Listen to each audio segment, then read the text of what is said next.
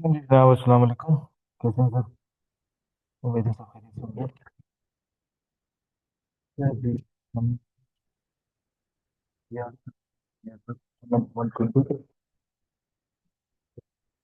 Question number 121। कहते जी 2x minus 500 divide by x is equal to 25। सबसे पहले तो क्या कर लें, इसका हम ले लेते हैं।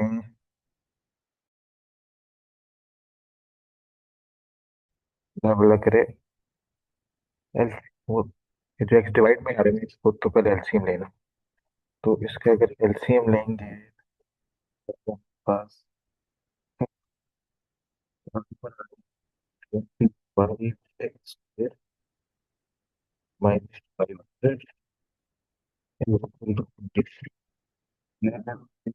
करेंगे तो ये एक्स डिवाइड हो रहा था, वहां से आके मल्टीप्लाई हो जाएगा।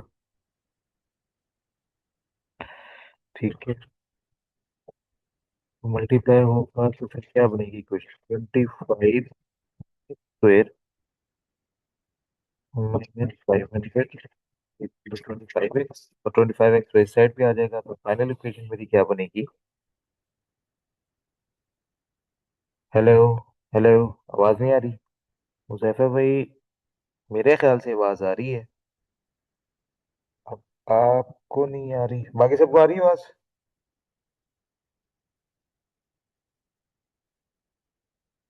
क्या आवाज आ रही है?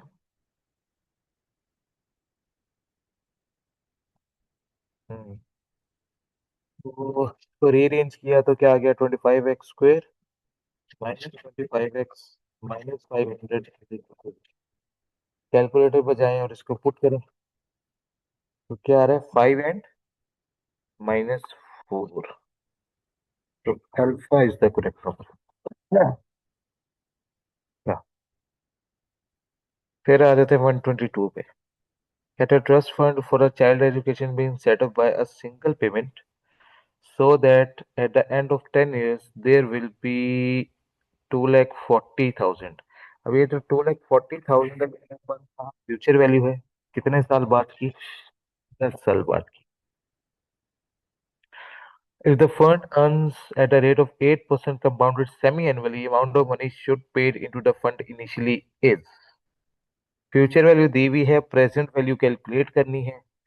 तो ठीक है, कर लेते हैं कैलकुलेट।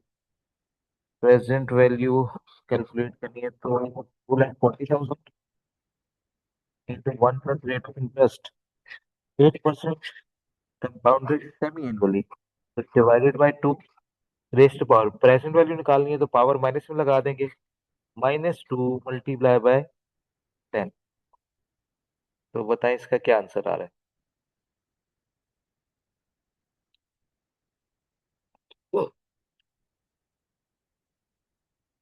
हाँ जी जनाब, आंसर बताते हैं।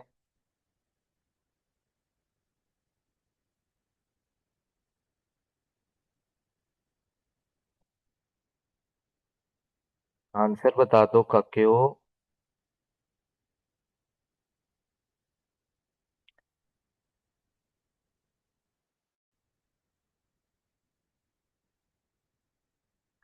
हेलो,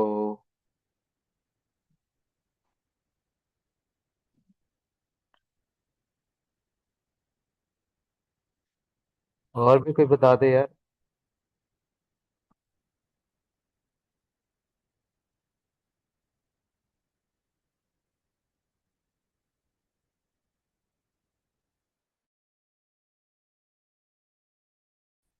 कोई और चेक करें प्लीज।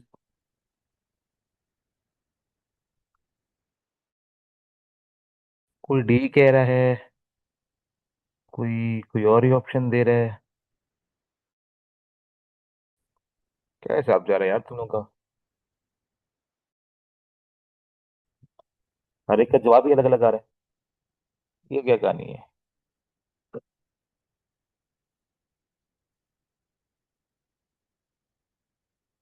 ये काम खराब है। 109,532 पक्की बात है।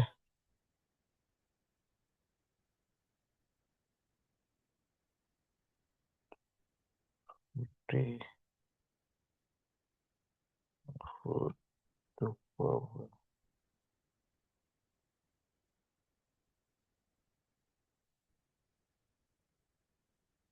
109532। उस हिसाब से तो फिर कोई भी नहीं बन रहा। मसला है। या तो हम इस ऑप्शन को ही चेंज कर दें फिर।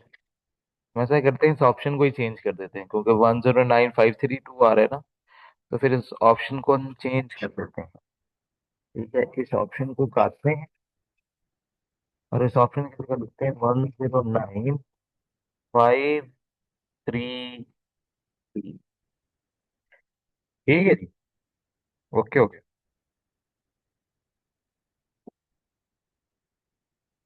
यहाँ तो कोई मसला।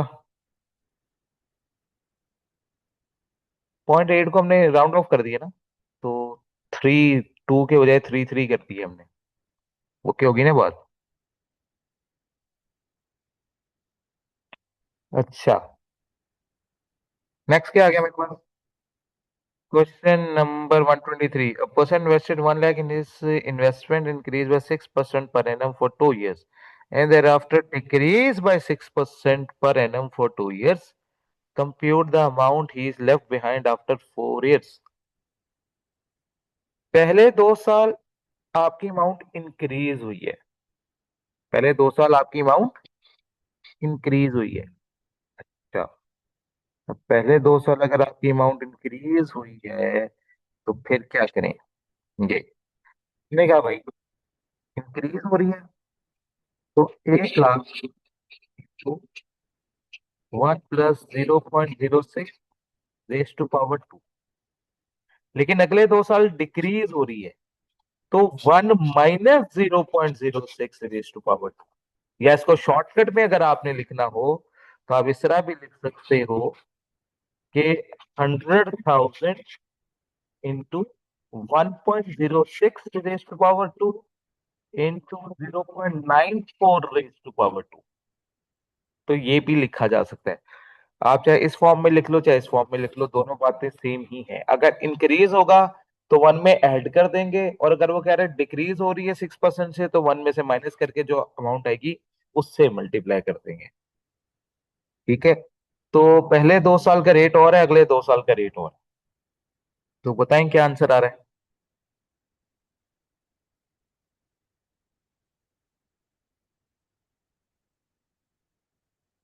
आंसर बता दें।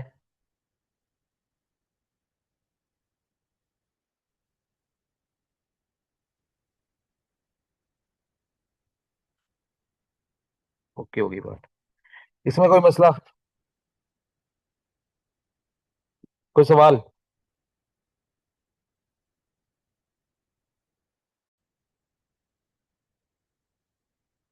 Okay, question number 124।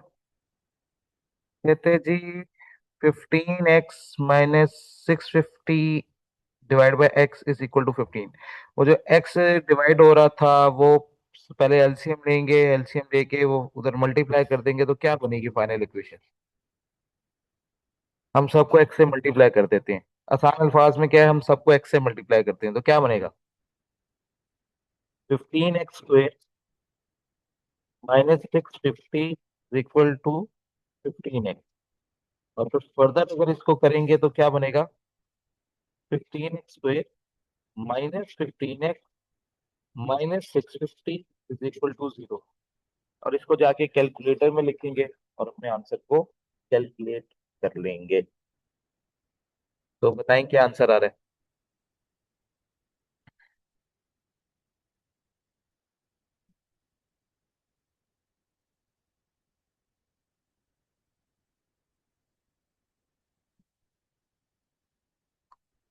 पक्की बात है, ए ही है, बी तो नहीं है। चेक कर लें।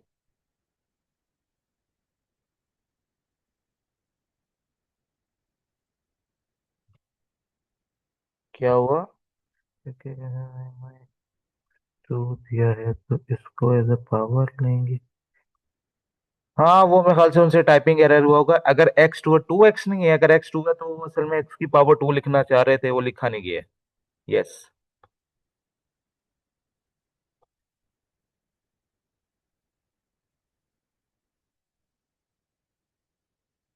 अच्छा जी, question number 125। In a consignment of 20 auto batteries, three are defective, randomly selected five batteries. The probability of having exactly two defective are 20 batteries हैं, तो डाटा डिस्क्रीट है, डिपेंडेंट है कि इंडिपेंडेंट है? जल्दी बताओ।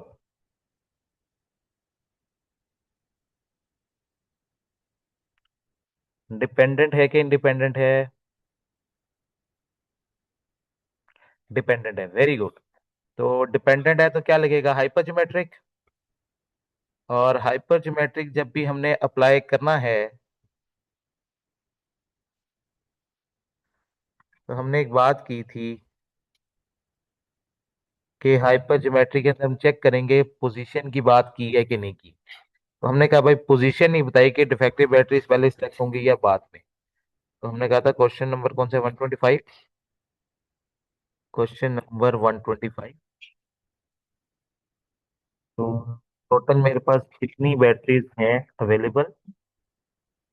हमने कहा जी हमारे पास बैटरीज हैं, अल्लाह भला करे, 20 बैटरीज हैं। और पांच बैटरी सिलेक्ट करनी है। तो 23 फाइव, जिसमें से तीन इफेक्टिव है, तीन में से दो सिलेक्ट हो जाएगी। और बाकी बची 17, 17 में से बाकी तीन सिलेक्ट हो जाएंगी। तो बताओ जी क्या आंसर आ रहा है?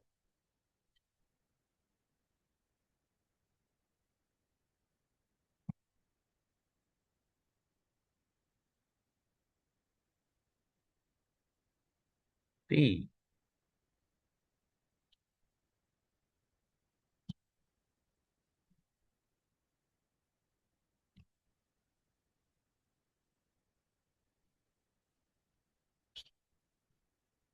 ठीक है जी, सी आंसर आ गया। नेक्स्ट। ग्राफ ऑफ इनइक्वालिटी दे रखी है। ग्राफ ऑफ इनइक्वालिटी का मतलब क्या है? उसने कह दिया 2x - 5y less than equal to in cartesian plane is above the line. नहीं, अबव द लाइन की तो बात नहीं, लेस देन की बात हो रही है, ये तो गलत हो गया। Below the line.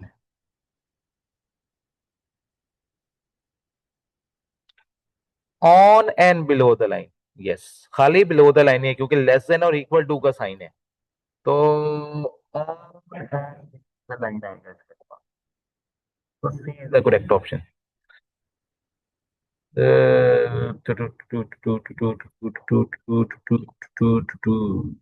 Question number 127 काट दें या आपके सिलेबस का हिस्सा नहीं रहा?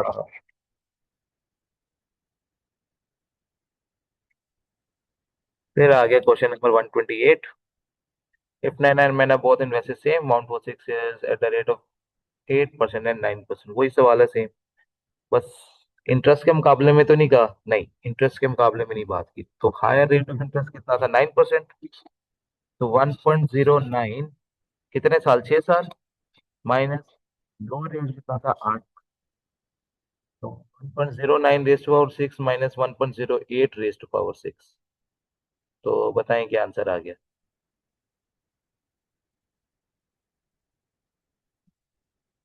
9.02। D option is the correct option. Okay. 129।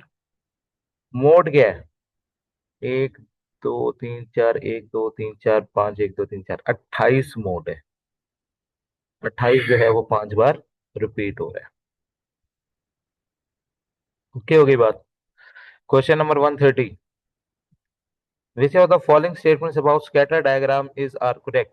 It leads to more accurate result if data collected is typical. It shows a relationship between two variables.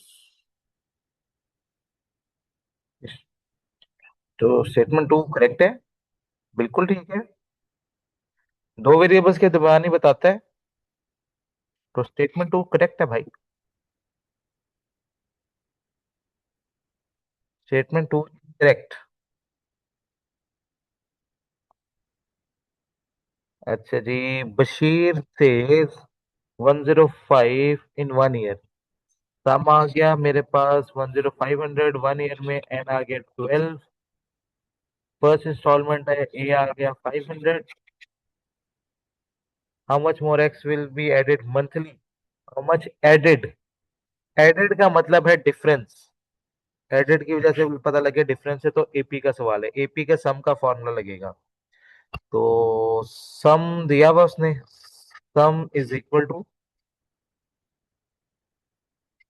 N divided by two plus two, sorry plus क्यों लिख दिया मैंने, two a plus n minus one, यानी कि 12 - 1 multiply by d. तो d ही तो calculate करना है। तो 12, 1500। ठीक है जी। नहीं नहीं, फिर 1500 आ गया। ओके हो गया गाड़ी। अच्छा जी, 132। जी बेटा, वो तो होगा, ऑब्वियस सी बात है। लेकिन कल होगा, दोपहर को, दोपहर के बाद। If the discount rate is 13%, the present value of X received at the end of the each year for the next 4 years is। तो इसमें वो लग जाएगी आपकी 13% के साथ लिख, x into 1 - rate of interest के साथ 13%। कितने साल? 4 साल, डिवाइडेड बाय 0.13। तो सिर्फ फैक्टर कैलकुलेट करेंगे। Are you sure? सी है, मेरा निशाल सी है। हाँ, क्या आंसर बन रहा है? ए। ओके। अब ठीक। ओके के बाद, ओके, उसके बाद क्वेश्चन नंबर 133 कहता है, if a customer want to choose one of these packages and find the number of ways available to him, कितने तरीकों से बेसिकली हम पैकेज लगवा सकते हैं। तो कॉल मीटरिंग, कितनी ऑप्शंस अवेलेबल है, नंबर ऑफ वेज कैलकुलेट करने हैं। गुड। 4 ऑप्शन इसकी आ गई, 3 इसकी आ गई, 3 इसकी आ गई और 3 इसकी आ गई।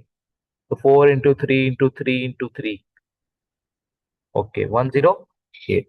गुड। 4 × 3 × 3 × 3 ओके। क्वेश्चन नंबर 134, ये मजेदार सवाल है। So 7 years ago, the age of the father was thrice of his son, and after 7 years, the age of the father will be twice as his of son. The present ages of father and son are। अच्छा जी, 134 है। तो father और सन को equate करने हैं हमने, एक तरफ फादर और एक तरफ सन। पहले वो किसकी बात कर रहे हैं? 7 years ago, यानी कि 7 साल पहले। -7 कर देते हैं दोनों में से। कहता है फादर वाज थ्राइस, फादर की एज 3 गुना ज्यादा थी, तो सन 3 गुना कम था, जिसको 3 से मल्टीप्लाई करते थे। तो F - 7 = 3S - 21। और इक्वेशन का रूल क्या था? वेरिएबल एक साइड पे, कांस्टेंट एक साइड पे। तो F - 3S = -21 + 7 - 14। ये क्वेश्चन नंबर 1 आ गई। फिर आ गई क्वेश्चन नंबर 2। इक्वेशन नंबर 2 क्या थी? After 7 years the age will be. तो F + 7 और इधर S + 7। 7 साल बाद की कहानी की बात हो रही है। हमने कहा हाँ जी। The age of the father will be twice, अब डबल है। तो फादर की साइड तो पहले बड़ी है, छोटी साइड कौन सी है? सन वाली। तो इसको अगर मैं 2 से मल्टीप्लाई करूंगा तो वो बाप के बराबर आएगा। हमने कहा ठीक है। F + 7 = 2S + 14। वेरिएबल एक साइड पे कांस्टेंट। तो F - 2S = 14 - 7 7। तो ये आ जाएगी क्वेश्चन नंबर 2। जाके इसको कैलकुलेटर में फीड करोगे और अपना आंसर निकालोगे। तो मुझे बताओ, एफ की वैल्यू क्या आ रही है और एस की वैल्यू क्या आ रही है, ये दोनों कैलकुलेट कर दो।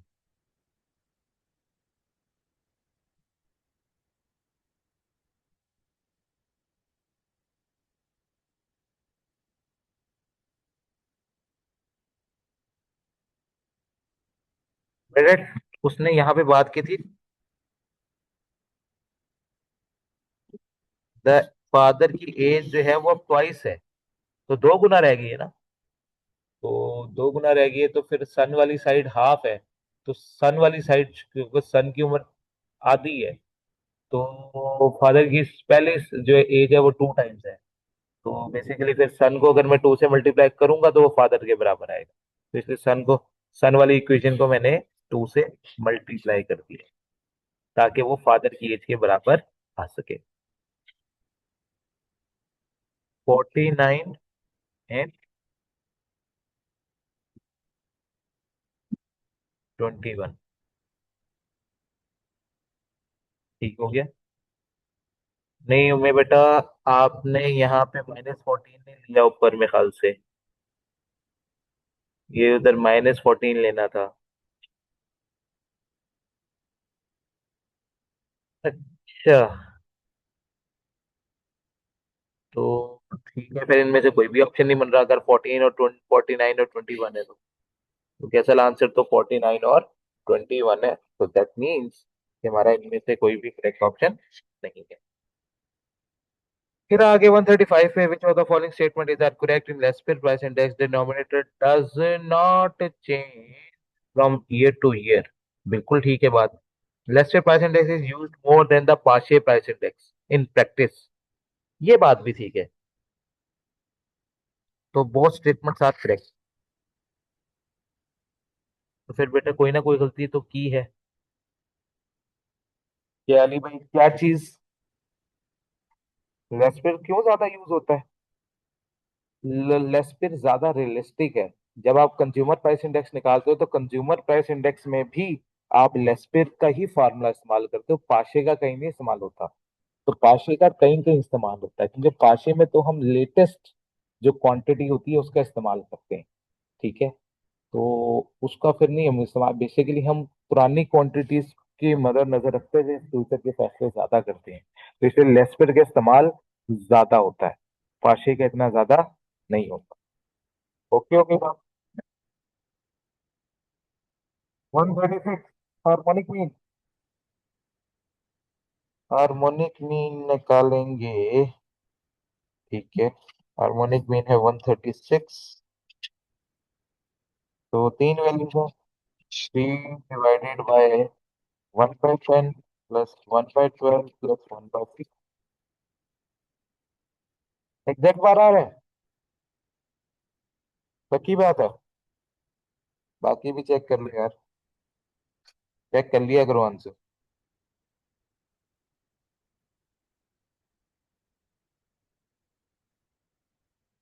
ठीक हो गया। क्वेश्चन नंबर 137 कहते हैं जी, कैलकुलेटिंग आईआरआर। आईआरआर का फार्मूला क्या था, हमने जो पढ़ा था? Present value of flows equal to present value of output. तो अगर आप उसको बराबर करेंगे तो वहां पे जो रेट हमें फाइंड करना है वो आईआरआर कहलाएगा। तो पहले साल कितना मिल रहा है, 1 लाख। तो 1 × 1 + x raise to power -1 plus, दूसरे साल मिल रहा है 2 लाख। तो 2 lakh × 1 + x raise to power -2। तीसरे साल कितना मिल रहा है, 14 × 4 = 5 lakh into 1 + x raise to power -3। ठीक है। एक को 1 साल पीछे लेके जाएंगे, एक को 2 साल और एक को 3 साल। और is equal to outflow. Outflow कितने का हुआ था? 15 लाख का हुआ। तो 15 के बराबर कर देंगे। तो यहां से हम अपना आईआरआर कैलकुलेट कर देंगे। तो निकालें आईआरआर कितना आ रहा है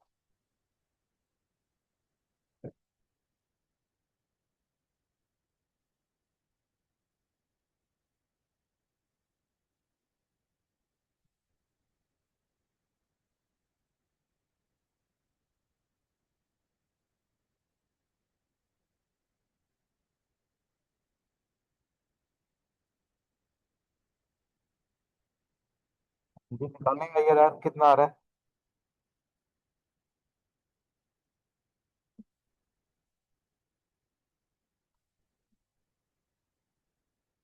वेरी गुड।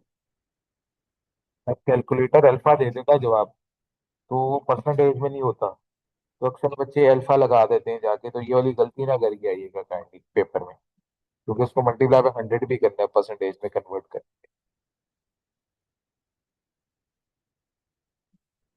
139 भी निकाल दें, 138 फिर कर लेते हैं।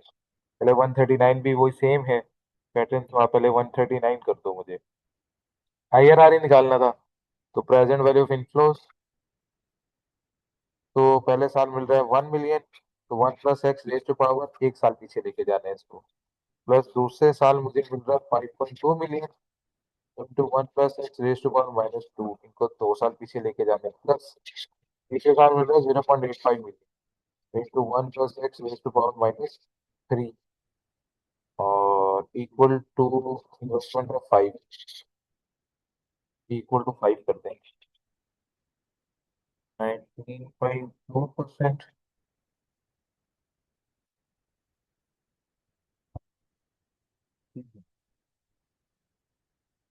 अब आ जाते हैं हम क्वेश्चन नंबर 138 पे। 138 में क्या था इसका? कहता है person invested some amount today at 1.8% per quarter for 10 years. Find the investment if he receives 10 million. Future value दे रखी है, प्रेजेंट वैल्यू कैलकुलेट करनी है, और रेट जो उसने दिया हुआ है वो पीरियोडिक रेट दिया हुआ है पर quarter, not compounded quarterly. Compounded quarterly rate नहीं दिया उसने, पर क्वार्टर रेट दिया है। तो आपने इसकी प्रेजेंट वैल्यू निकाल। तो प्रेजेंट वैल्यू कैलकुलेट करने का फॉर्मूला क्या था? तो present value is equal to future value into 1 + r/m raise to power -s। तो फ्यूचर वैल्यू मुझे गिवन थी कितनी? 10 मिलियन।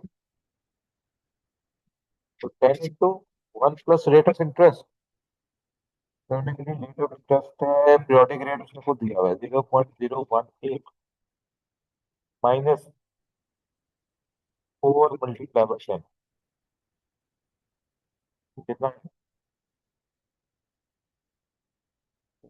0.899 मिलियन। पक्की बात है, लॉक कर दो इसे।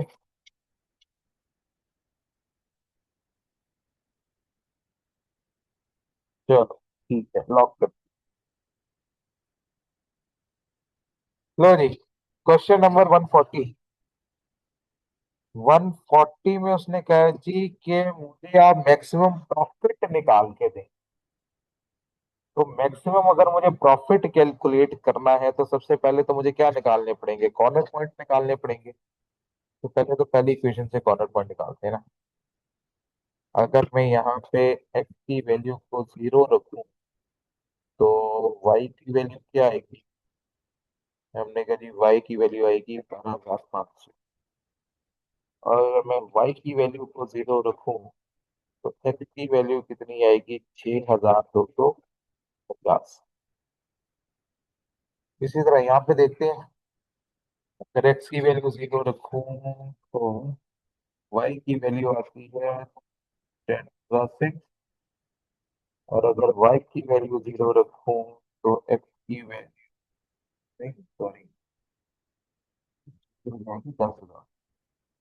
हाँ हाँ, 10,000 आएगी। और अगर y को 0 रखूंगा तो x की वैल्यू z+6 आएगी। ठीक है। अच्छा, ओके हो गया। और साइन कितना लगा हुआ था? लेस देन का साइन लगा हुआ था। तो अगर लेस देन का साइन लगा हुआ है तो हायर वैल्यूज की तो कोई जगह बनती नहीं है। तो y की वैल्यू कौन सी कट होगी? y की ये वाली कट होगी, ये इसको मैं अचीव नहीं कर सकता। और x की ये वाली कट होगी। ठीक है ना। अब जो मैंने दो वैल्यूज एलिमिनेट की हैं, दोनों अलग अलग इक्वेशंस की हैं। तो हमने सीखा था कि अलग अलग इक्वेशंस की हो तो फिर हम क्या करेंगे, इनको साइमल्टेनियसली भी एक दफा सॉल्व करेंगे। तो ये वाली जो इक्वेशन दी हुई है, इसको फिर मुझे साइमल्टेनियसली भी सॉल्व कर दो। और बताओ एक्स की वैल्यू क्या है और वाई की वैल्यू क्या आ रही है?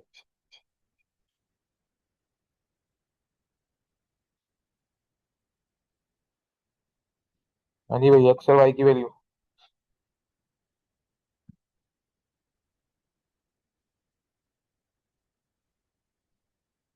एक्स की वैल्यू 5,000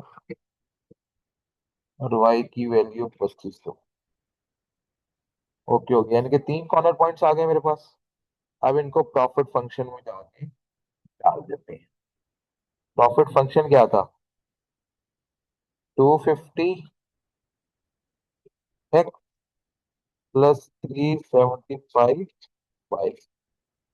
तो पहला पॉइंट था मेरे पास 6250 एंड 0। दूसरा पॉइंट था मेरे पास 0 और 10,000। और तीसरा पॉइंट था मेरे पास 5,000 और 2500।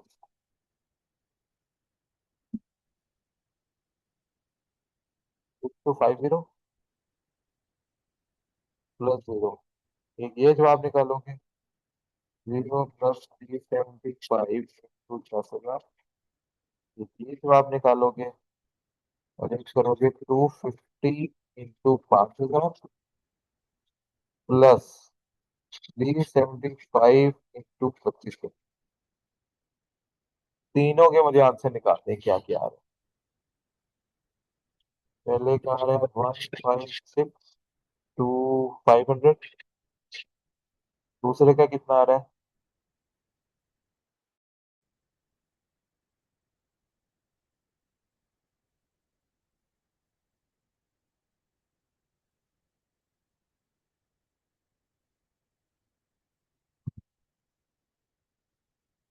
दूसरा नंबर 500 है। हाथ वाले का क्या आ रहा है?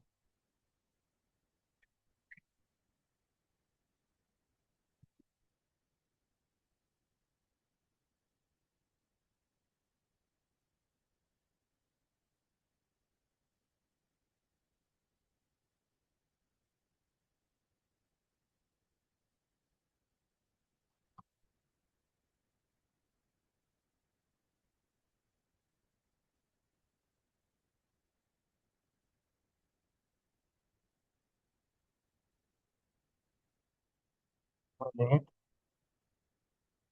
Seven five double zero. इनमें से बेस्ट ऑप्शन कौन सी है? 3, 7, 5, यानी कि beta is the correct option. फिर आगे 141। 141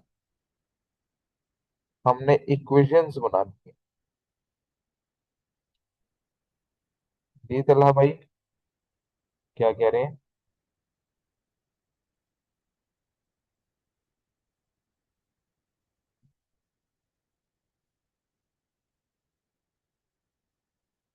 हाँ, कॉस्ट होती तो मिनिमम देते हैं, यस। कॉस्ट नहीं है यहाँ पे, कॉस्ट होती तो मिनिमम होती, प्रॉफिट है तो मैक्सिमम नहीं। तो यहाँ पे कंस्ट्रेंट्स बनानी थी हमने। तो कंस्ट्रेंट्स में मेरा ऑब्जेक्टिव फंक्शन क्या आ रहा है? 150, क्योंकि कंट्रीब्यूशन दिया हुआ उसने मुझे। उसने 150 और 300। वो तो हर ऑप्शन में 150 और 300 है। अल्फा बीटा चार्ली डेल्टा सारा यही है। अच्छा, मैक्सिमम सेल्स कितनी हो सकती हैं, उसके लिहाज से उसने कोई इक्वेशन दी ही नहीं। तो इसको इग्नोर ही कर देंगे फिलहाल। डायरेक्ट लेबर 3x, 3 लगेगा x पे और 1 घंटा लगेगा y पे, और कितने लेबर आर अवेलेबल है? 18,000।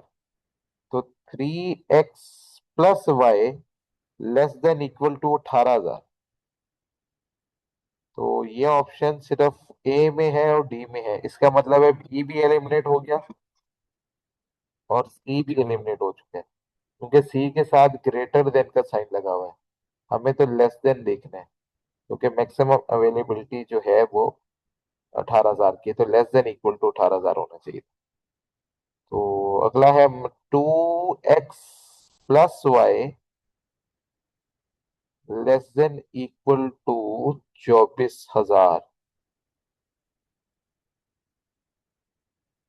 ये ए में भी है और ये डी में भी है। तो ए और डी तो अभी तक कोई एलिमिनेट हुआ। फिर उसने कहा x and y should be smaller than equal to 0। नहीं भाई, ए गलत हो गया यहाँ से। ये इधर से गलत हो गया, क्योंकि एक्स और वाई की वैल्यूज जो है वो जीरो से ज्यादा होनी चाहिए, क्योंकि हम नंबर ऑफ यूनिट्स की बात करते हैं आमतौर पे। तो यूनिट जीरो से कम हो ही नहीं सकते। तो जीरो से कम होने का मतलब है नेगेटिव होना, तो नेगेटिव में तो यूनिट्स कभी बनते ही नहीं है। तो इसलिए D option is the correct option. ये ऑप्शन सही होगी। ओके हो गई बात। Question number 142। Basit took 2 lakh from the bank at the rate of 13.5% per year.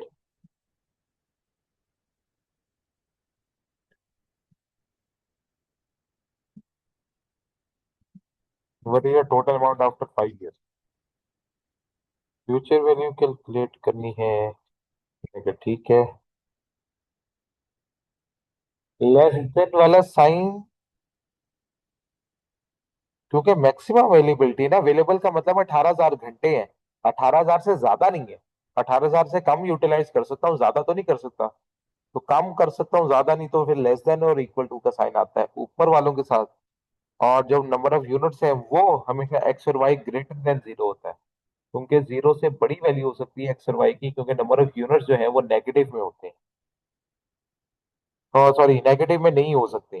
तो इसका मतलब जीरो से कम तो नहीं जा सकते। तो मेरा आंसर हमेशा जो होगा वो जीरो से ज्यादा ही आएगा, और एक्स और वाई का। ओके हो गई बात।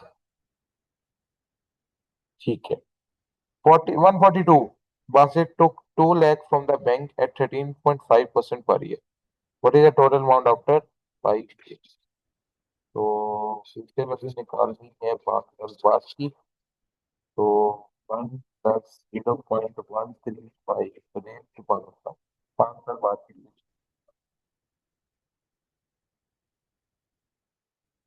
जी।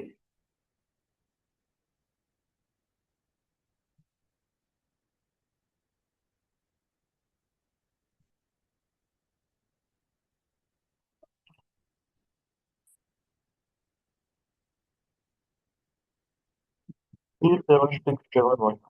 तो इसी का मतलब है B option is the right option. फिर आगे 143। अब project costing 4 million is expected to yield 6 lakh, 8 lakh and 4 million at end of the each year. तो हम ऐसा करते हैं, हम इन सबको मिलियंस में कन्वर्ट करते हैं और फिर आईआरआर को कैलकुलेट करते हैं। तो अगर मैं 6 लाख को मिलियंस में कन्वर्ट करूंगा, 143 है ना क्वेश्चन, हाँ। Question number 143।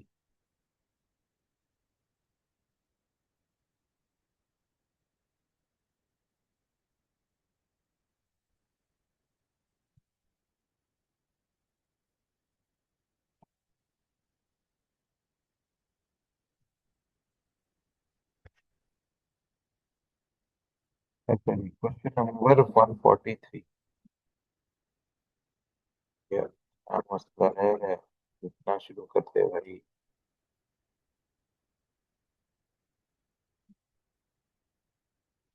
अच्छा, क्वेश्चन नंबर 143। तो हमने कहा जी इनको मिलियन में कन्वर्ट करो। पहले साल मिल रहा है मुझे, आईआरआर कैलकुलेट करना है। तो present value of inflows is equal to present value of outflows. पहले साल मुझे मिल रहा है 0.6 into 1+x raise to power -1। बस दूसरे साल कितना मिल रहा है मुझे, 0.8 में 8 लाख। 8 लाख में 0.8 into 1+x raise to power -2 plus आखिरी साल मिल रहा है 4 million into 1+x raise to power -3। और इक्वल टू इन्वेस्टमेंट करना है, तो इन्वेस्टमेंट कितनी थी? 4 मिलियन की थी। तो बताएं जी यहाँ से आईआरआर कितना आ गया?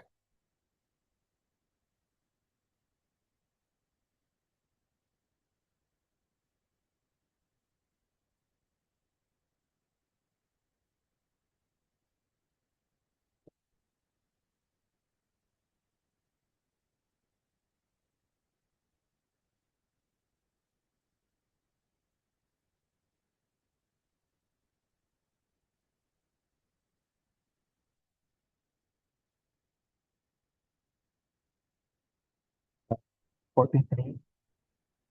जवाब नहीं निकाला तुम लोगों ने।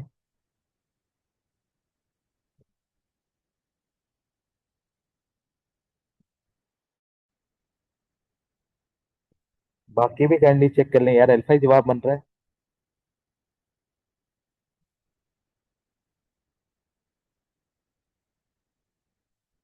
ठीक हो गया। 144। Find the present value of perpetuity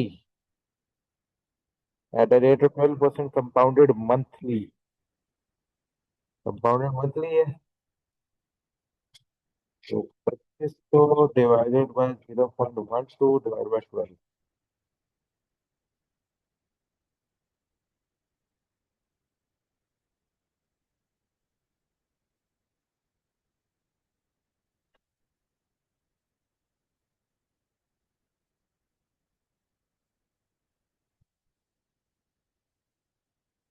ठीक हो गया, ये आ गया।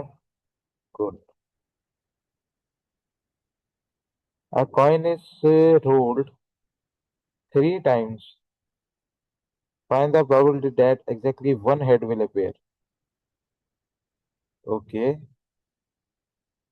सबसे पहले जो डाटा डिस्क्रीट में ये इंडिपेंडेंट है, और N30 से कम है, प्रोबेबिलिटी पर इवन 5% से ज्यादा है, तो बाइनोमियल अप्लाई होगा। ठीक है। क्वेश्चन नंबर है 145। 145 इक्वल टू कितने कॉइन से? 3 कॉइन से, तीन में से एक हेड अपीयर होगा, तो 3C1 into 0.5 raise power 1, 6.5 raise power 2। तो क्या ऑप्शन होता है? सी। चेक करता हूँ थोड़ा। ओके।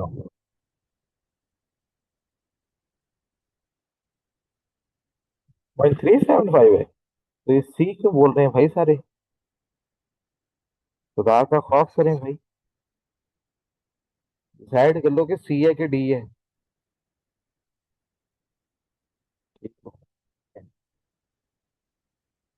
चलो तुम लोग को अल्लाह पूछेगा।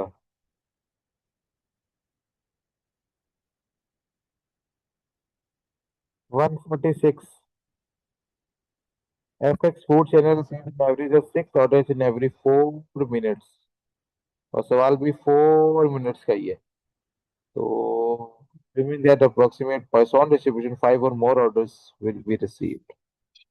तो 146 में हम प्रोबेबिलिटी लगानी है, मैंने इक्वल टू 5 और मोर ऑर्डर। ठीक है। 5, 6, 7 एंड 7। इसमें पहले निकलेगा क्यू होता है, 0, 1, 2, 3, 4। मोड प्रेस करेंगे, 7 प्रेस करेंगे, और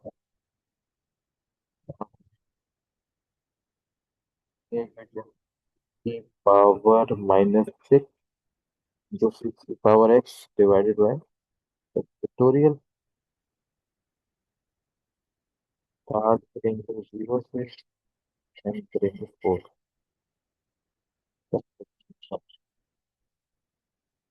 ठीक है।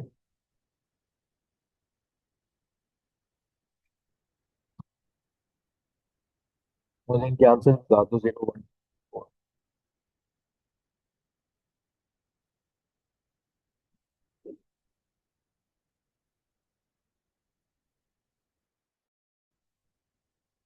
भाई मुझे आंसर निकालते हैं फटाफट। 0.0024। 0.0024 नेक्स्ट।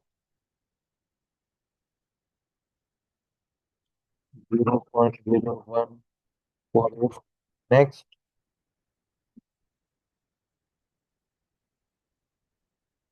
है,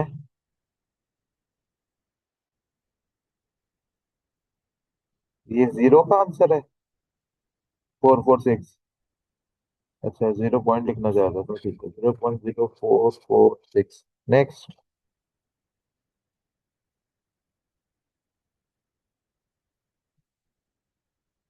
0.0892 नेक्स्ट।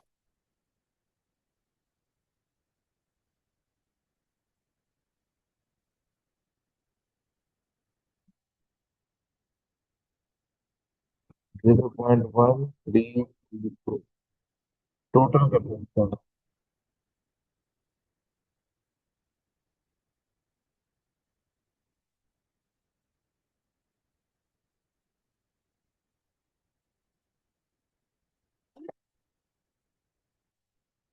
0.314। ओके। मुझे तो ये निकालना था। तो पी के लिए क्या करेंगे? 1 - q, तो 1 - 0.284।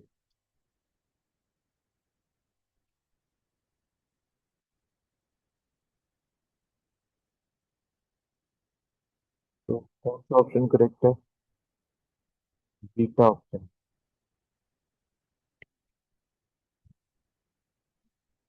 फिर आता है 147।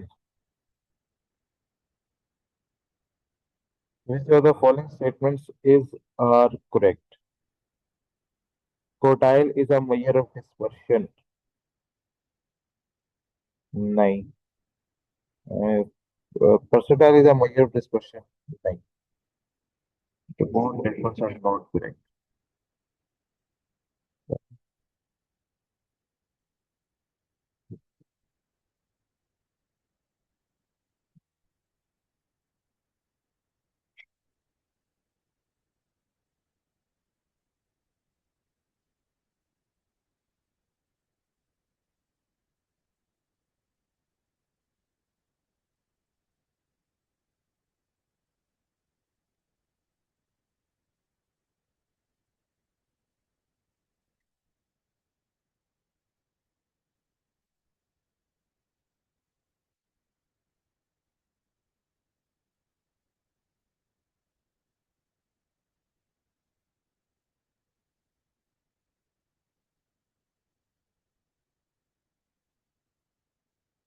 तो मैं देखिए क्या करता हूँ ऊपर।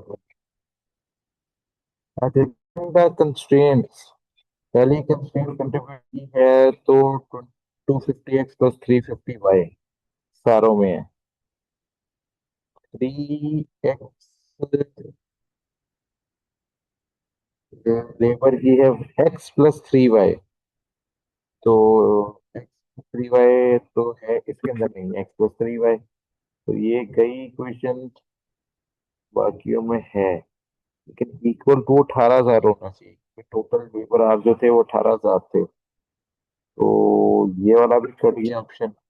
उसके बाद 2x plus y less than equal to 24,000। तो ये भी दोनों में है। इसके अंदर ग्रेटर देन जीरो, इसके अंदर लेस देन जीरो, तो ए बी का C option is the correct option. Okay हो गई बात।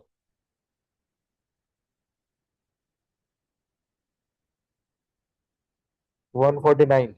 John and Johnson have invested same amount in two different investment schemes. John is getting a return of 9%, and whereas Johnson is receiving a return of 10% annually.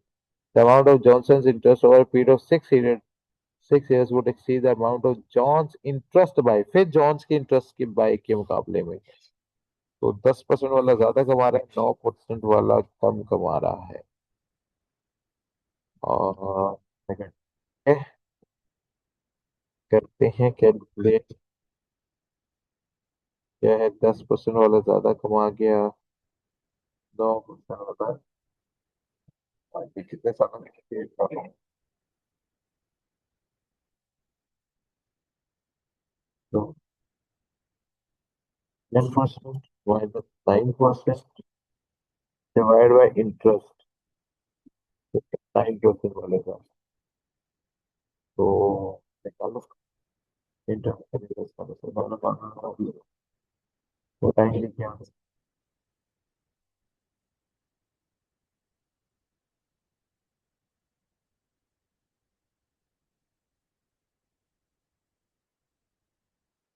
Clear आ रही है?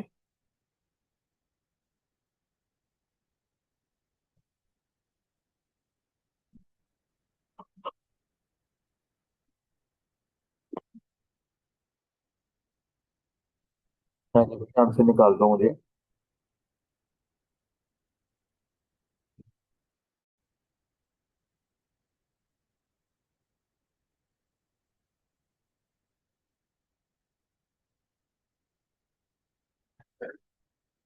अरे भी answer निकाल दें ताकि वो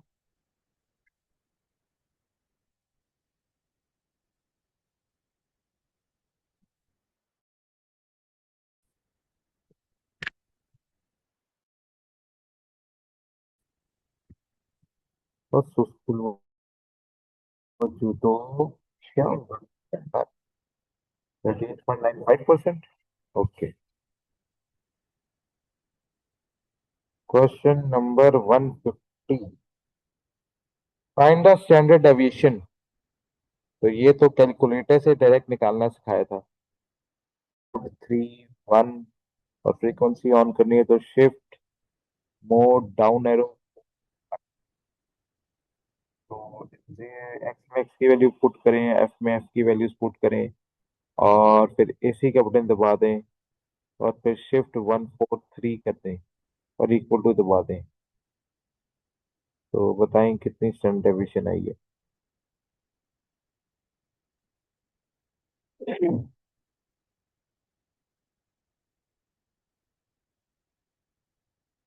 ओके होगी बात। फिर आ गया क्वेश्चन नंबर 151।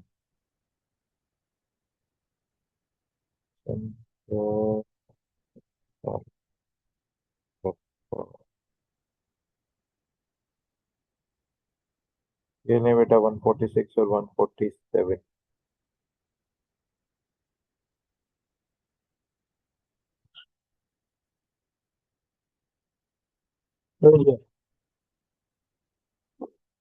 151।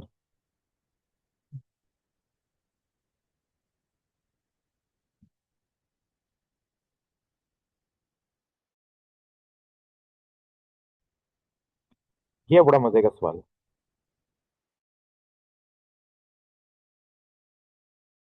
ये लगने में तो एकदम सेम लगता है लेकिन बिल्कुल सेम नहीं है। अगर आप इसके ऑप्शंस देखो ना, ऑप्शंस में सिर्फ डिफरेंस पता है किस चीज का है।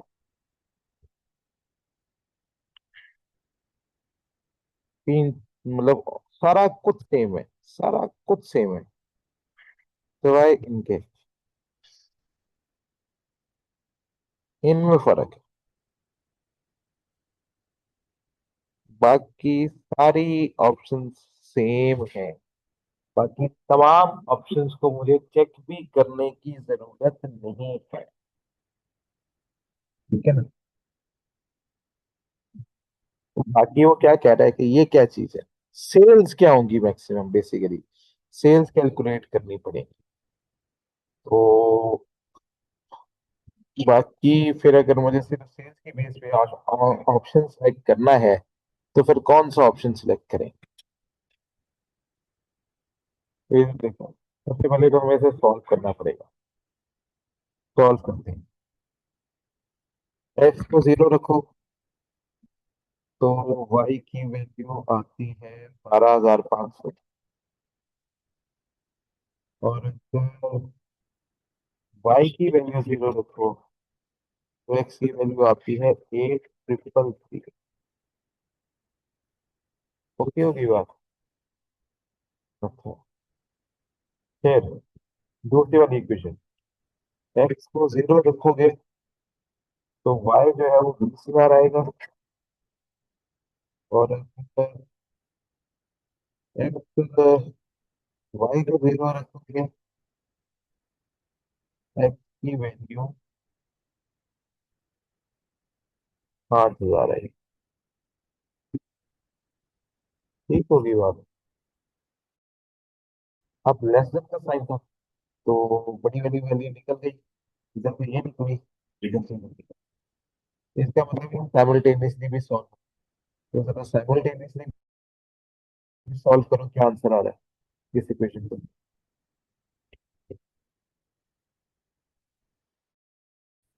इसको साइमल्टेनियसली सॉल्व करें।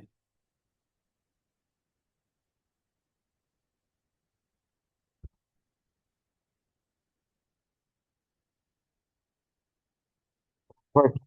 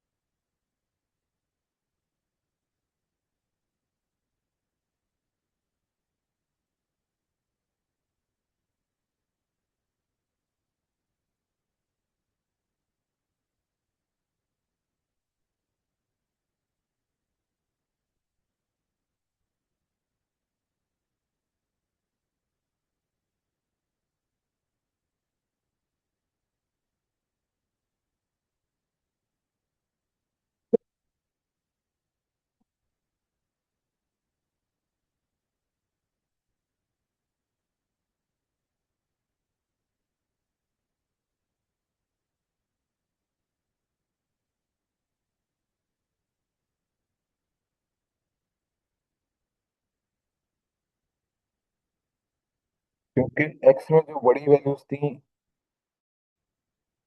वो हमने कट करनी थी। तो इसकी बड़ी वैल्यू जो थी ट्रिपल थी क्योंकि हमारा फिजिबल रीजन लेस वाली साइड पे है, यानी कि टुवर्ड्स ओरिजिन है।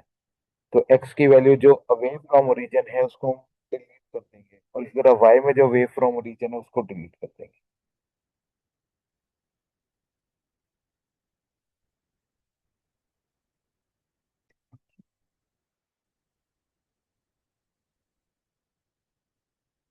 अच्छा,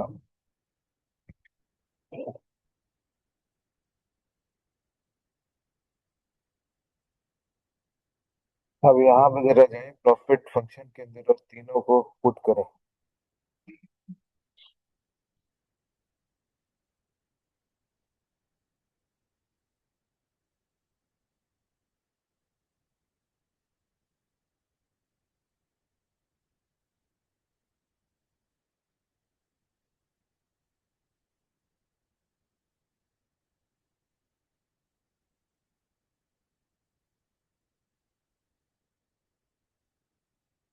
ग्रेटर हो तो फिर लोअर वैल्यूज जो होती है वो एलिमिनेट कर देते हैं, बड़ी वैल्यू पार्ट।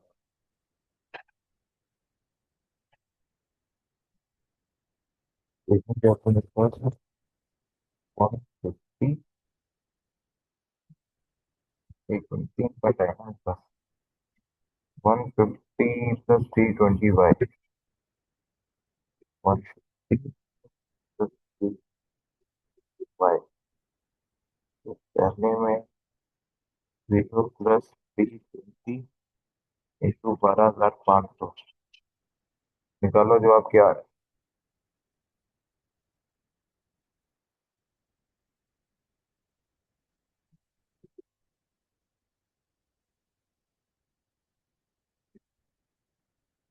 Four million. फिर दूसरे में क्या था, 5,000 और सिफर, 150 इंटू 5,000, सिफर, ये कितना आ जाएगा, 7.5 लाख। और फिर 1,000 और 8,000, कितने हजार, 8,000 का जवाब निकालो क्या है।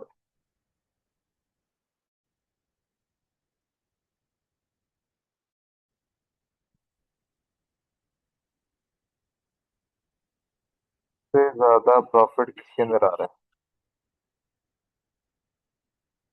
सबसे ज्यादा प्रॉफिट आ रहा है यहाँ पे जब वाई की वैल्यू 12,500 से ज्यादा है, 12,500 है। तो इसका मतलब है प्रॉफिट मुझे कब जनरेट होगा, व्हेन, जब आपके पास 7,000 से ज्यादा यूनिट्स होंगे तो P is greater than 7,000। C option बनेगा।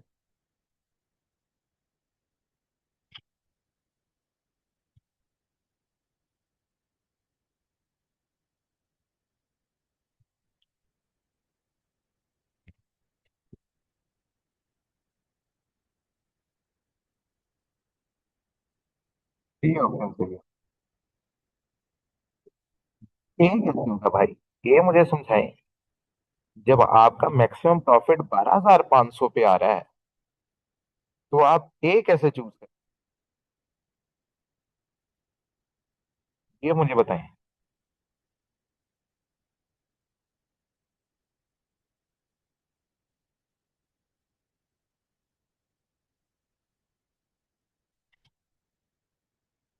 और अच्छा, 4 मिलियन का चूज किया ना, 4 मिलियन में वाई की वैल्यू क्या थी, कितने यूनिट्स थे, 12,500 यूनिट्स बना रहे थे। तो इसका मतलब प्रॉफिट आएगा तब जब 7,000 से ज्यादा यूनिट्स बनेंगे तब, है ना। तो उसके हिसाब से हमने डिसाइड किया। तो इसमें कोई मसला,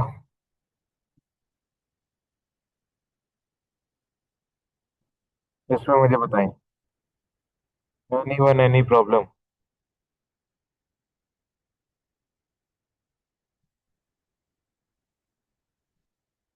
ओके हो गई बात। क्वेश्चन दोबारा। या देखो, एक दफा इन ऑप्शंस को पढ़ो।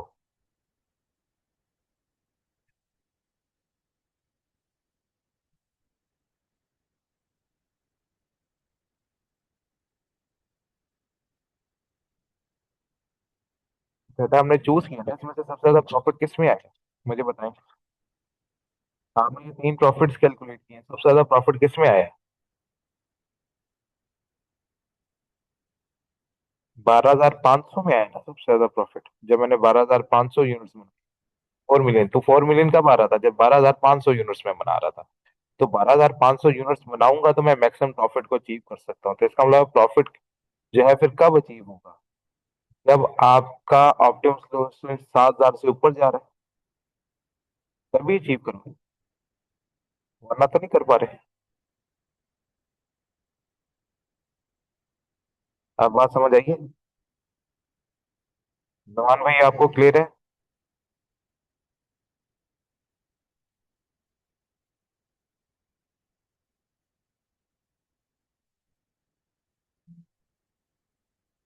नमान भाई आपको क्लियर है? आपने भी पूछा था सवाल, क्या दोबारा समझा दूं?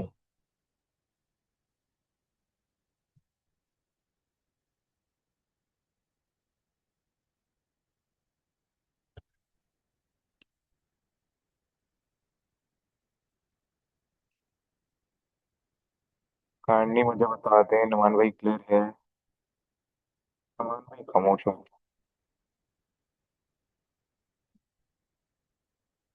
नमान भाई खामोश। Okay. Because the following statement is are correct. Range is a measure of dispersion. अच्छा, आप अभी आए हैं? माशाल्लाह। भारत। आपने सवाल पूछा था ना, मैंने पूछ लिया आपसे। तो मुझे लगा कि शायद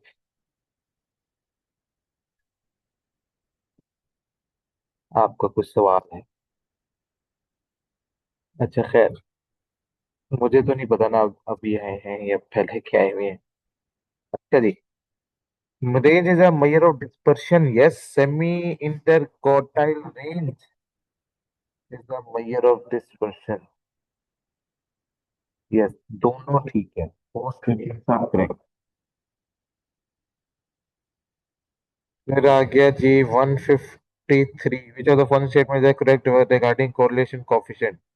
It is always 0 to plus 1. नहीं. It is always 0 to minus 1. नहीं. Both statements are not correct. फिर आ गया जी 54। Which of the following statement is are correct? Uh, Range is a measure of dispersion. Yes. Interquartile range is a measure of dispersion. Yes. All statements are correct. फिर आ गया जी 155। 155 में क्या कह रहा है? 155 में कह रहा है, a company invested 3 million, interest rate was 10%, 12%, sorry, project costing 2 million, expected to yield 0.1 million। इसको आप लिखोगे 0.1 मिलियन, ये 0.2 मिलियन आ गया, और ये 2.3 मिलियन आ गया। तो IRR कैलकुलेट करना है तो कर लेते हैं, कोई मसला नहीं है। हमने कहा कि IRR will be equal to 0.1 to 1 plus x raise to power minus 1 plus 0.2 to 1 plus x raise to power minus 2 plus 2.3 to 1 plus x raise to power minus 3 is equal to. नहीं जी, IRR क्या आ रहा है?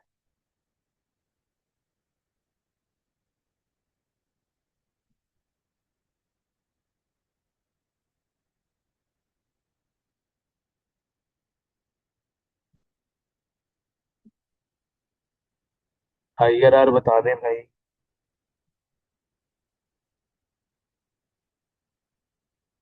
9.7%। Okay.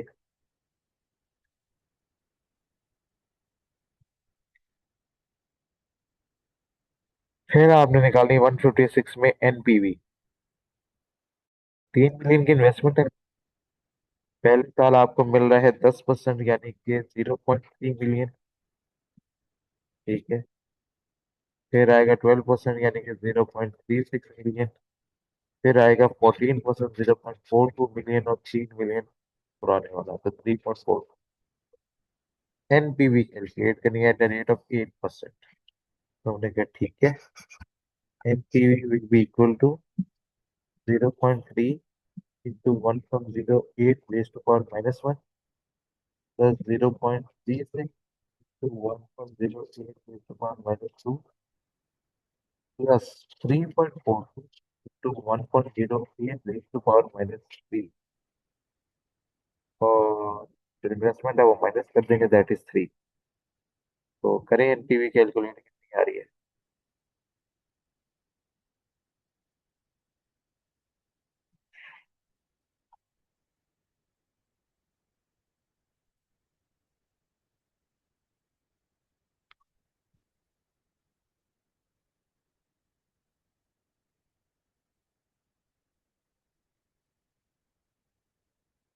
ठीक है, delta is the platform. 157। A wallet contains 65 notes of 1035 notes of 500। Four notes are selected at random with replacement। with replacement का मतलब है जो एक नोट में निकाल लूंगा उसकी जगह एक नया नोट रख दिया जाएगा। इसका मतलब है probability event to event change नहीं होगी। और जब probability event to event change नहीं होती है तो फिर वो इंडिपेंडेंट इवेंट कहलाता है। यस। तो इंडिपेंडेंट इवेंट आ गया। तो फिर इंडिपेंडेंट इवेंट है और N30 से कम है और प्रोबेबिलिटी पर इवेंट 5% से ज्यादा है, तो बाइनोमियल अप्लाई होगा इसके ऊपर। क्या अप्लाई होगा? बाइनोमियल। अब सवाल ये है कि मैंने 3,000 करने किसने हैं? मैंने 3,000 रुपये जमा करने हैं। तो दो नोट मुझे 1,000 के चूज करने पड़ेंगे और दो ही नोट मुझे 500 के चूज करने पड़ेंगे, तब मैं चार नोटों के अंदर 3,000 रुपये मुकम्मल कर सकता हूँ। उसके अलावा मेरे पास और कोई तरीका मौजूद नहीं है। ठीक होगी बात? अच्छा, पहले दो नोट 1,000 के होंगे या पहले दो नोट 500 के होंगे, इस तरह की कोई बात नहीं। मैंने कहा, ठीक है, कोई मसला नहीं।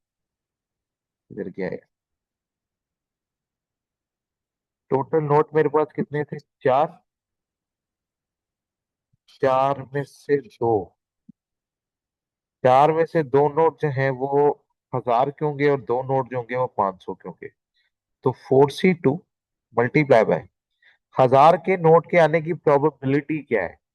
टोटल थे मेरे पास 100 नोट। ठीक है। टोटल थे मेरे पास 100 नोट, जिसमें से 65 जो थे वो 1,000 के थे। तो 1,000 आने की प्रोबेबिलिटी क्या है? 65/100। क्या आ गया? 65/100, यानी कि 0.65। और 500 के नोट आने की प्रोबेबिलिटी क्या है? 35/100, यानी कि 0.3। ठीक होगी बात? तो हमने कहा ठीक है, मसला ही नहीं है। हमने कहा 4C2 मल्टीप्लाई बाय 1,000 के नोट के आने की probability 0.65 rest power to multiply by 0.35 rest power. दो नोट मेरे पास 1,000 वाले होंगे और 500 वाले। बताएंगे आंसर क्या आ रहा है?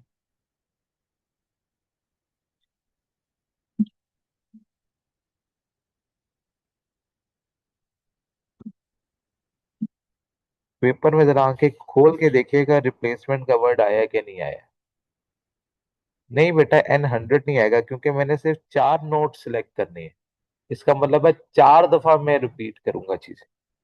वो तो 100 नोट हो जाएंगे टोटल। मैंने 100 नोट थोड़ी सिलेक्ट करने हैं। उसने कहा जी 4 notes are selected at random. मैंने सिर्फ चार नोट सिलेक्ट करने हैं। तो N4 है, ना कि 100। नहीं नहीं, 100C4 तो बिल्कुल भी नहीं होगा। ये आप हाइपरजोमेट्रिक थोड़ी कर रहे हैं। ना ना ना ना ना ना ना, बाइनोमियल है। बाइनोमियल में एनसीएक्स था। तो एनसीएक्स का मतलब होता है नंबर ऑफ एक्सपेरिमेंट्स, तो हम 4 दफा एक्सपेरिमेंट करेंगे क्योंकि 4 नोट सिलेक्ट कर रहे हैं हम सिर्फ। ठीक है।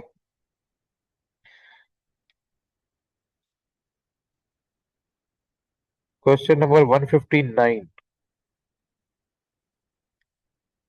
क्या कह रहा है? क्योंकि हमने 4 में से 2 नोट सिलेक्ट करने हैं ना।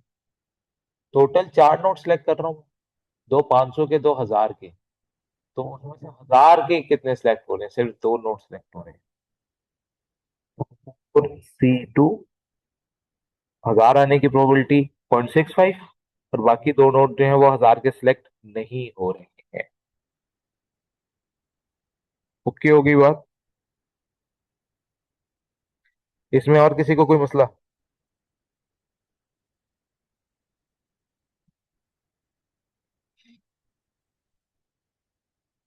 Question number 159, when the coin is rolled 3 times find the probability that exactly one head will appear। सिर्फ एक हेड आएगा 3 में से। तो ये 3 1 हेड आने के प्रोबेबिलिटी 0.5 तो बाकी 2 में हेड नहीं आएगा। बेटा 2 नोट 1000 के और 2 500 के, तभी 3000 बनेगा ना। और किसी तरह 3000 बना के दिखा दो 1000 और 500 के नोट से, वो भी 4 नोटों में। 4 नोट सिलेक्ट करने थे।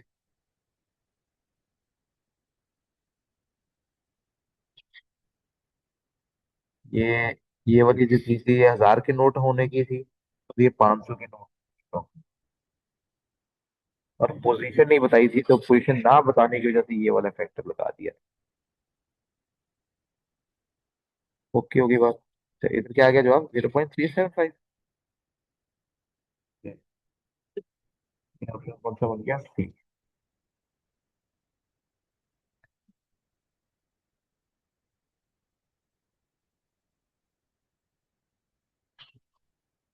अच्छा जी।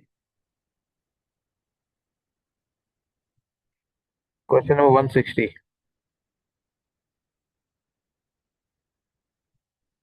कह रहे जी, one umpire from Sindh, 2 from Balochistan, 2 from Punjab and 4 from KPK.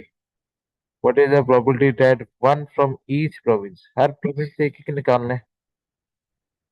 तो हमने कहा ठीक है। 4 प्रोविंस से टोटल कितने लोग थे मेरे पास? एक ये आ गया। एक और दो 3, 3 और 2 5, 5 और 4 9, टोटल 9 लोग हैं मेरे पास। 9 में से मैंने कितने सिलेक्ट करने हैं? हर प्रोविंस से एक एक, तो 4 सिलेक्ट करने हैं। तो हमने कहा ठीक है। 9C4 तो यहीं पे आ गया। हर एक से एक एक सिलेक्ट होगा।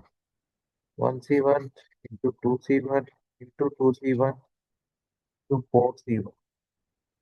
जी। नहीं, क्या जवाब आया?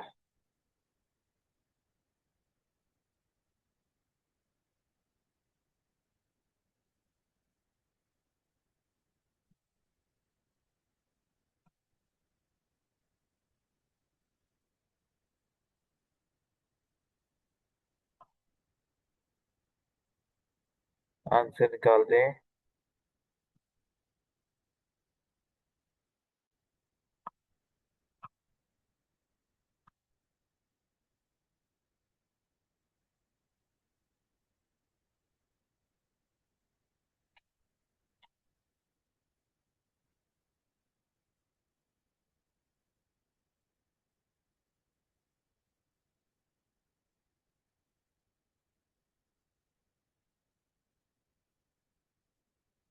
2.7% पक्की बात है। बाकी भी कैंडी चेक कर लें यार कि 2.7 आ रहा है कि नहीं।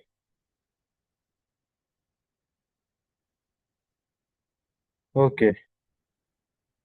Area of the rectangle region, rectangle region है जिसमें एक्स की वैल्यू 2 से लेकर 5 तक है, और वाई की वैल्यू -1 से 3 तक है। ठीक है। यानी कि अगर मैं ग्राफ पे प्लॉट करने जाऊं, तो एक 4 यूनिट्स तक जा रही है कहानी, और एक 3 यूनिट है। 2 से 5 तक कितने यूनिट्स बनते हैं? 3।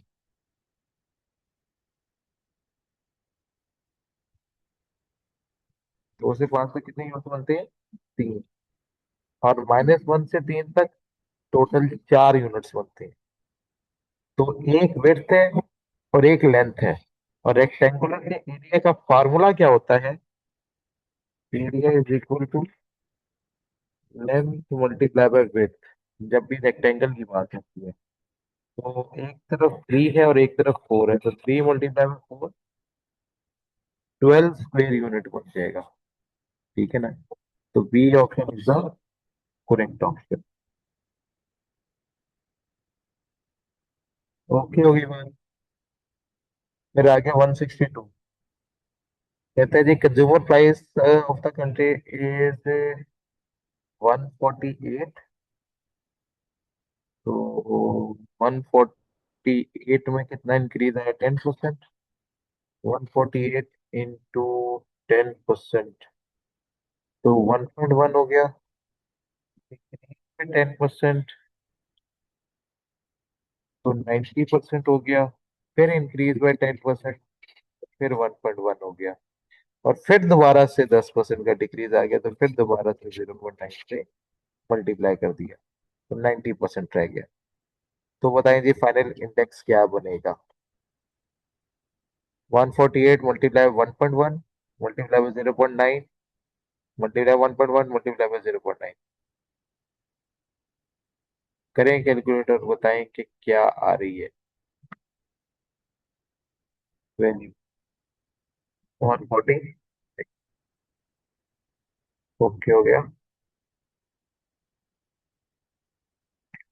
अब आ जाओ जरा 168 पे। 168 में कह रहे हैं जी एक्स की वैल्यू 4 और वाई की वैल्यू 3 है। अच्छा, एक्स की वैल्यू 4 तो ए में भी है और सी में भी है। ए और सी दोनों ठीक है। और फिर वाई की वैल्यू भी दोनों में 3 है। तो ए और सी अभी तक ठीक जा रहा है। अच्छा, बी वैसे देखो। नहीं, बी में तो एक्स की वैल्यू -4 है, तो बी तो कट हो गया। बी तो कट हो गया।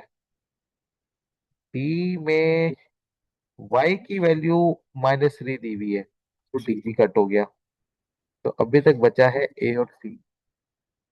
अब सवाल ये है कि अब ये कैसे डिफाइन किया जाए कि कौन सा ऑप्शन है, क्योंकि एक्स इज इक्वल टू 4 ए में भी है, सी में भी है। वाई इज इक्वल टू 3 ए में भी है और सी में भी है। लाइन का फर्क है। जो स्लोप दी हुई है वो इसके अंदर पॉजिटिव है ए के अंदर, और सी के अंदर नेगेटिव है। तो स्लोप के लिए हम इस वाली इक्वेशन का सहारा लेंगे। तो ये वाली इक्वेशन कह रही है कि आपकी जो स्लोप बनती है वो पॉजिटिव बनती है 1/2x।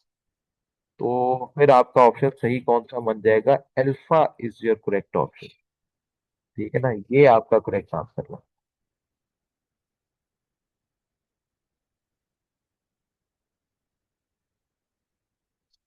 ओके, होगी ना बात? ये आपका correct option. Done.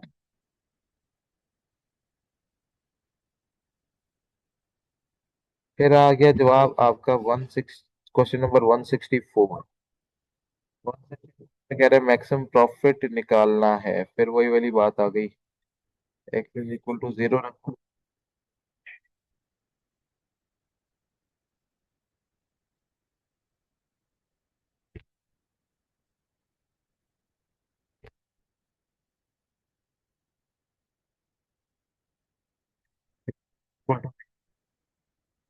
Y is equal to 10,200।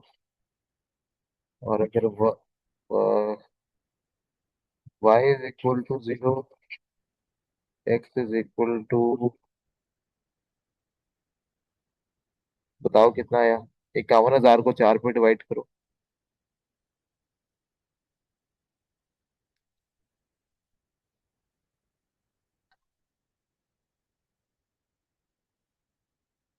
हाँ जी, 51,000 डिवाइड बाई 4। 12,750। अच्छा, इधर एक्स इज इक्वल टू 0 रखो तो वाई कितना आ जाएगा, 14,000। और वाई इज इक्वल टू 0 रखो, एक्स इज इक्वल टू आ जाएगा 8। लेस देन और इक्वल टू का साइन है, तो बड़ी वाली वैल्यूज निकाल देंगे। इधर से 14,000 निकल जाएगा, इधर से 12,750 निकल जाएगा। इसका मतलब है साइमल्टेनियसली सॉल्व भी होगा। तो साइमल्टेनियसली सॉल्व करके बताएं एक्स की वैल्यू क्या आ रही है और वाई की वैल्यू क्या आ रही है।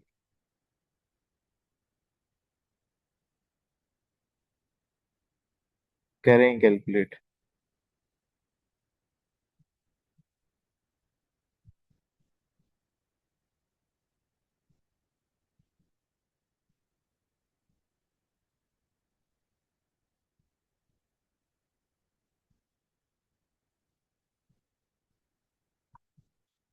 4,000 और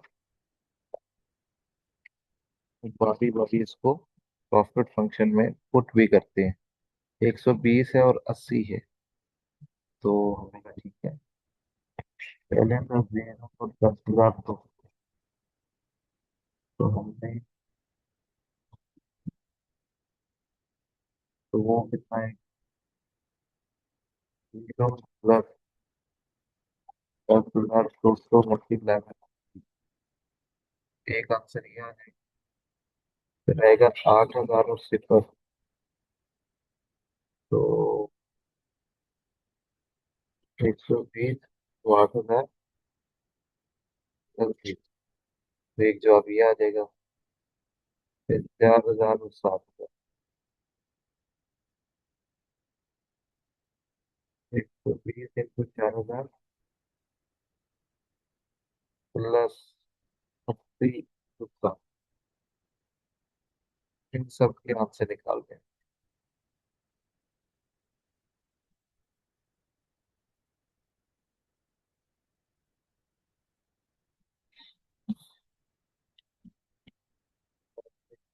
तो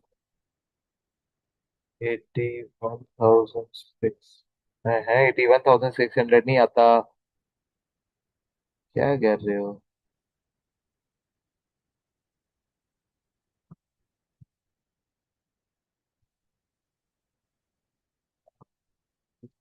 8,16,000 होगा।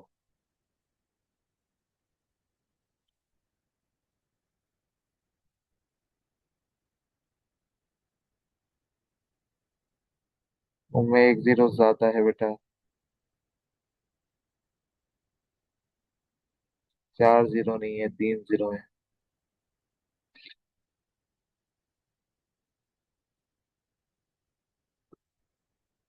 लास्ट वाले का भी बता दें।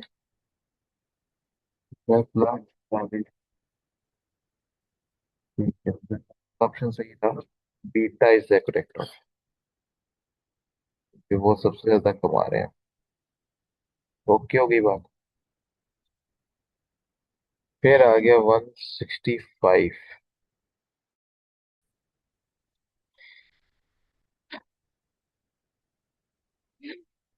अच्छा, ये इंटरेस्टिंग है। ये सवाल देखना, यहाँ पे उसने कॉर्नर पॉइंट दिए। पहले तो इसकी इक्वेशन निकालनी चाहिए। इक्वेशन निकालने के लिए ये पॉइंट कौन सा है और ये पॉइंट कौन सा है, इसमें जो है y की वैल्यू दी हुई है, तो x की वैल्यू इसके अंदर क्या होगी, 0 होगी। x इसके अंदर वैल्यू क्या होगी, 0।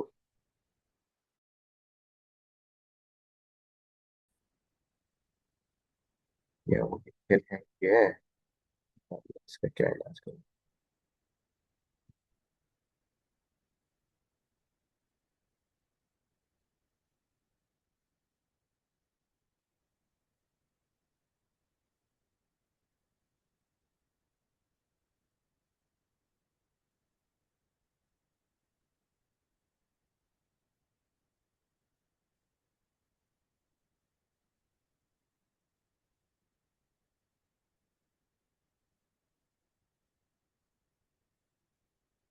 अच्छा,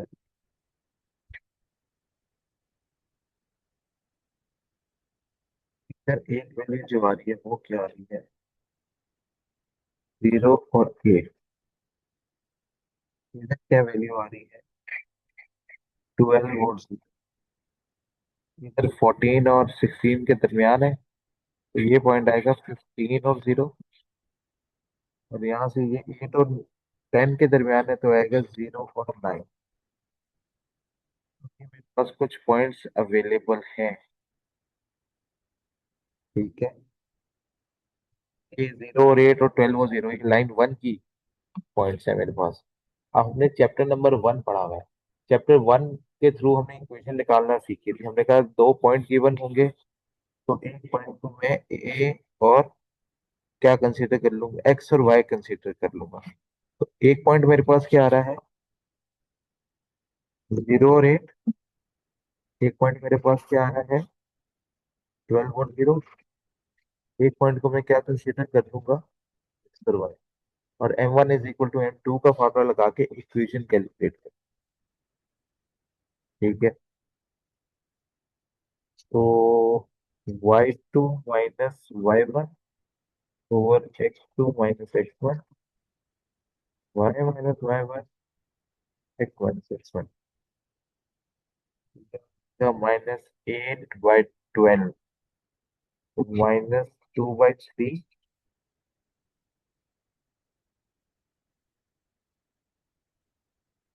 2/3x = y - 8। ये -8 उधर जाके +8 हो जाएगा। ठीक है, तो -2/3x + 8 = y। ये इसको और किस तरीके से रीड कर सकते हैं, करें एक और तरीके से भी क्रॉस मल्टीप्लाई कर हम लिख करते थे। अब इधर ठीक है, क्रॉस मल्टीप्लाई कर देते हैं खुद को। क्रॉस मल्टीप्लाई कर देंगे तो वो बन जाएगा -8 है, और वो 12 जाके मल्टीप्लाई होगा, तो 12/-96।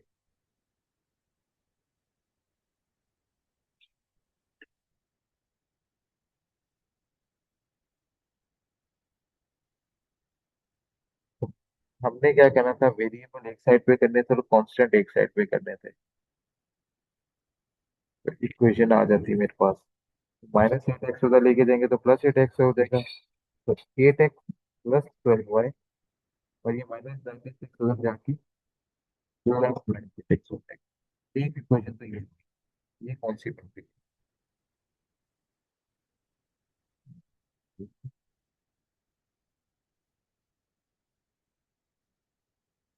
है ये। फिर हम एक और टेस्ट भी लगा सकते हैं, वो क्या है? अगर इधर से इक्वेशन नहीं बन पा रही ना, फिर एक और टेस्ट लगा दो। ये इसका मतलब उसने इक्वेशन ऑफ द लाइन नहीं दे रही। फिर हम दूसरी सूरत में क्या कर सकते हैं, हम यहाँ पे वैल्यूज लगाएंगे। पहली लाइन थी मेरे पास कौन सी वाली, 8 और 12 वाली ना। इसमें पॉइंट क्या आ रहा था मेरे पास, 0 और 8 कह रहा था, 0 और 8 यहाँ पे क्या आ रहा था मेरे को, 0। अब पहले इक्वेशन में जाते हैं और जाके एक्स की वैल्यू 0 रखो, इस वाली के अंदर, ये वाली के अंदर जो है, तो इसके अंदर हम रखते हैं 12 × 0 +8 × 8। तो जवाब आना चाहिए था 64, इधर आ रहा है जवाब 24। तो इसका मतलब है अल्फा तो गलत है। अब जरा बीटा की तरफ जाते हैं। बीटा में क्या आ रहा है मसला, वेल बीटा में जाके पुट करते हैं। यहाँ पे आ रहा है 0 + 3 × 8, तो ये 24 आ रहा है। बिल्कुल ठीक है, तो 24 ही आना चाहिए था, तो 24 आ रहा है। इसका मतलब है ये बिल्कुल दुरुस्त है अभी तक तो फिलहाल। अब दूसरी इक्वेशन को भी चेक कर लेते हैं। तो अगर मुझे दूसरी इक्वेशन चेक करनी है तो हम क्या करें, पुट करके देख लेते हैं वैल्यूज। दूसरे वाली इक्वेशन की वैल्यू थी 0 और 9। ये वाला पॉइंट उठाते हैं इसके अंदर। दूसरी इक्वेशन का ये था, ये है ना दूसरी वाली लाइन। तो दूसरी वाली लाइन की तरफ जाएंगे, फिर दूसरी लाइन का पॉइंट उठाएंगे। तो वो दूसरे का पॉइंट क्या है? ओके, ठीक है, ठीक हो जाओ। 3 into 0 plus 5 into 9, that is equal to 45। ओ, इसमें में कोई निकला नहीं है। और फिजिबल रीजन लेस देन वाली साइड पे है दोनों से, तो हमने कहा हाँ, फिजिबल रीजन जो है वो लेस देन वाली साइड पे ही। तो ओके होगी बात। इसका मतलब है कि हम कह सकते हैं कि बी और डी में से कोई एक होना चाहिए था, लेकिन डी इसलिए रिजेक्ट हो जाएगा क्योंकि यहाँ पे जो है वो किसका साइन आ रहा है, ग्रेटर देन का साइन आ रहा है। तो ग्रेटर देन का साइन नहीं होना चाहिए था, तो इसकी वजह से ये क्या कर देंगे हम, रिजेक्ट कर देंगे बी वाला पार्ट जो है। ठीक है, तो बी वाला पार्ट क्या हो गया, रिजेक्ट हो गया।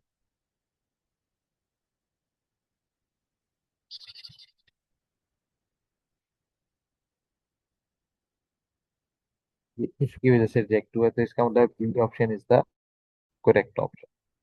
ओके होगी बात।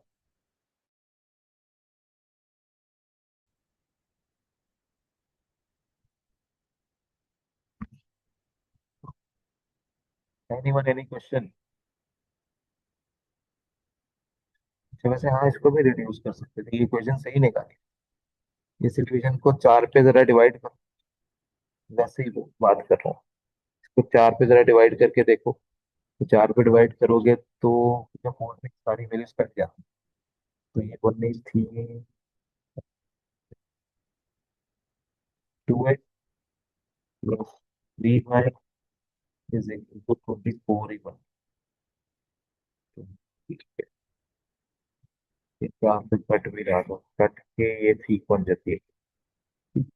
वो भी ठीक था, ठीक है। ऐसे ही परेशान हो गया वहां से आंसर नहीं आ रहा। वो भी ठीक था वो।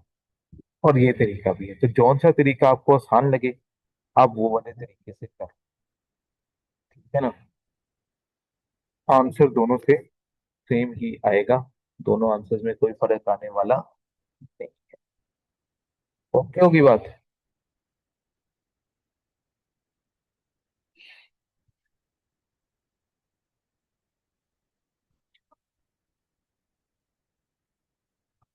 मेरे ख्याल से आज के लिए काफी, ठीक है, बस हो गई।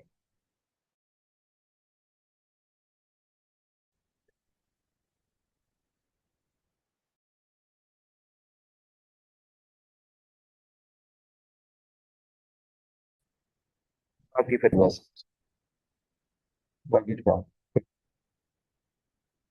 ओके बच्चों,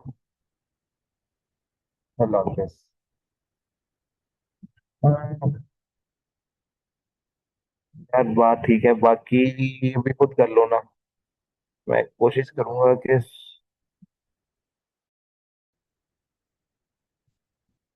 कि जो आंसर है ना वो मेरे पिछले सेम कुछ सवाल तो रिपीट है ना, तो वो उधर से देख लेना। तो बस हो गया, अब इस टाइम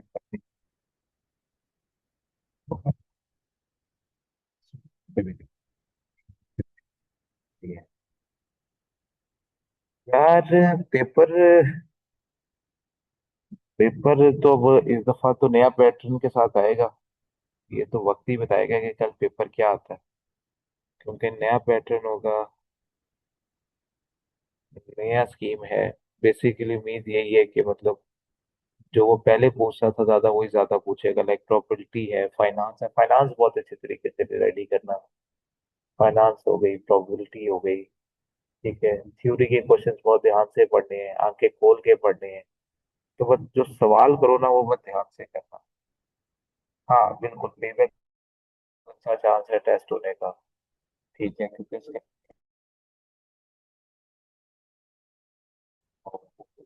तो ये जिसके बाद पूछा जाएगा,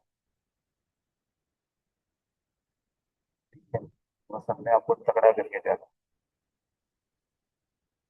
ठीक है। बाकी में इंशाल्लाह फिर मुलाकात होगी, और इंशाल्लाह अल्लाह तुम लोगों को, कल जितना कल पेपर है, अल्लाह तुम लोगों को कामयाबी अता फरमाए। ठीक है। मेरी दुआ है तुम लोगों के साथ।